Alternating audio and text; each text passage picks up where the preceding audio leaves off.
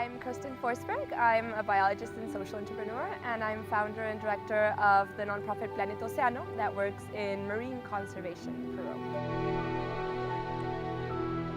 Giant manta rays have many threats worldwide. The largest threat worldwide has been catch. We're talking about a species that reproduces very slowly. It has only one pup each 2 to 7 years and reaches the age of sexual maturity between the ages of 7 and 10. So we're talking about a species that can't reproduce quickly and that is quickly jeopardized if we're extracting too much of the population. Populations of giant manta rays are relatively small, talking about a few thousand individuals perhaps, or a few hundred individuals. So that means that you're taking out these very important individuals, you're severely, diminishing the population. There have been international threats, such as the international gill plate trade for Asian markets, which really have decimated populations worldwide. And what we were very concerned about here in Peru was to make sure that this wasn't a threat to the population in northern Peru, which is one of the most significant populations of giant mantas in the world.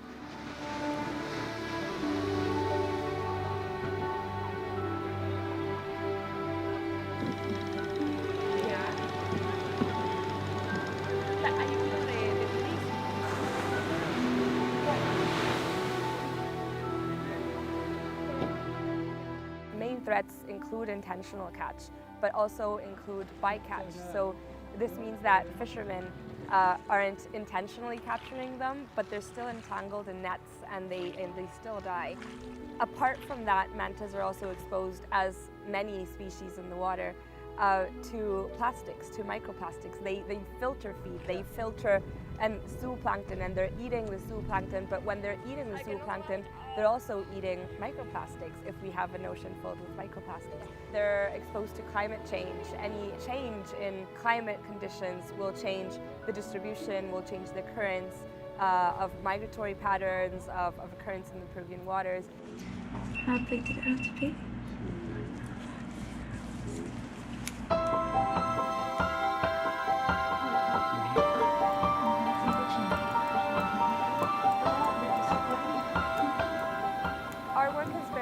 Always focused on reaching out to people and asking what are the issues that you're seeing and how can we address this together. And so we did exactly the same thing with giant mantas. We were noticing the challenges that mantas were facing in northern Peru, and we said, okay, we sat down with fishermen, we did multiple meetings with fishermen and said, how can we address this together? And so that led us to identify and develop really strong bonds with a lot of local fishermen that would start reporting giant manta rays when they ever got caught or if they saw them in the ocean. And then based on that and identifying leaders, we helped fishermen to develop a fishermen association focused on giant manta ray ecotourism. So that means that now tourists from outside of Peru or from inside of Peru can go out and swim with giant manta rays or see them jumping out of the water, and that brings back opportunities to the community as well.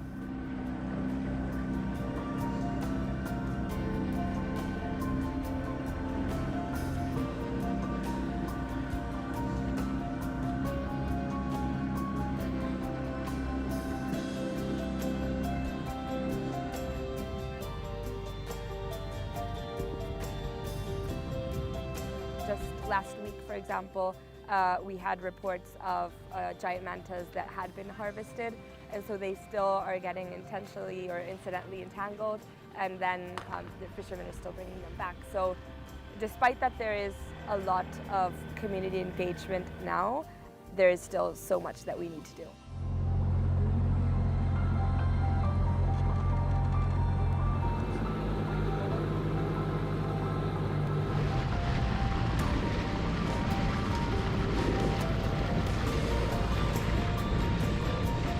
El turismo va a traer más ganancias que la pesca, porque ahorita la pesca cada día que pasa está decayendo más y todos los pescadores estamos afectados por motivo de que toditos tenemos préstamos, créditos grandes y no podemos salir de esto porque la pesca cada día se hunde más y más.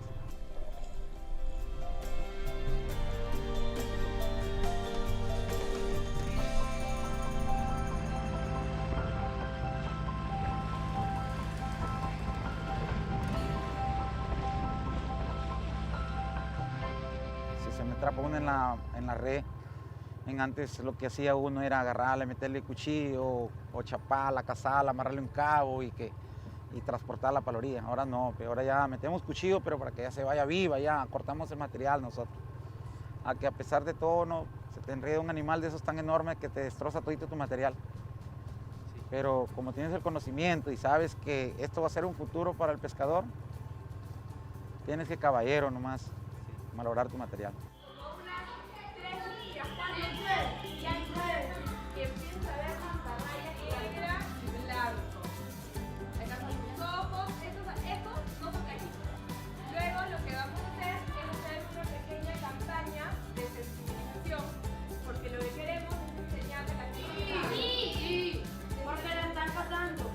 Kids are working on ocean literacy activities and game-based education, and we're transforming what's happening in classrooms.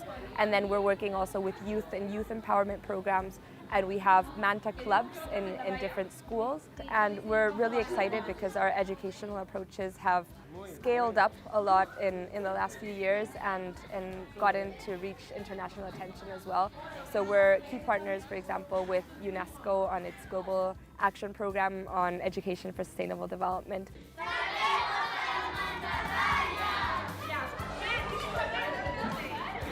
Pero lo que estamos haciendo ahora con Kerstin es lo que he venido ahorita haciendo, ¿no? O sea, sensibilizar a los niños, enseñarles a través de métodos didácticos, pero que lo que está empleando es un método didácticos para que los niños lleven ese mensaje a su casa, ¿no?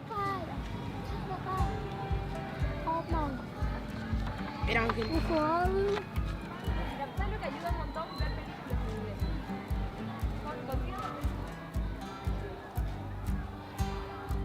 Well, one of the things, I'm also a board member of Earthwatch, and one of the projects we're really pushing is local community involvement, and this project exemplifies that. People now get excited about giant manta rays, something that, you know, before people didn't even notice that existed or maybe didn't even care, now is really part of who they are as a culture and an identity. And so you'll see the kids in manta fairs or in manta parades getting really excited and talking about what manta rays really are and what they mean to them. You'll see fishermen that if a manta ray is entangled in their nets, you'll see fishermen that start releasing giant manta rays and report on it excitedly, and they're happy to mention to their peers. Giant manta rays can live up to 40 years and weigh over 2,200 kilograms.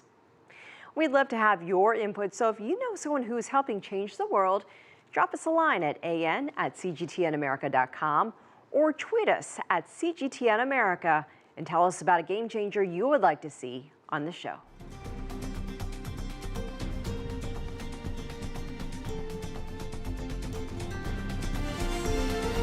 America's Now.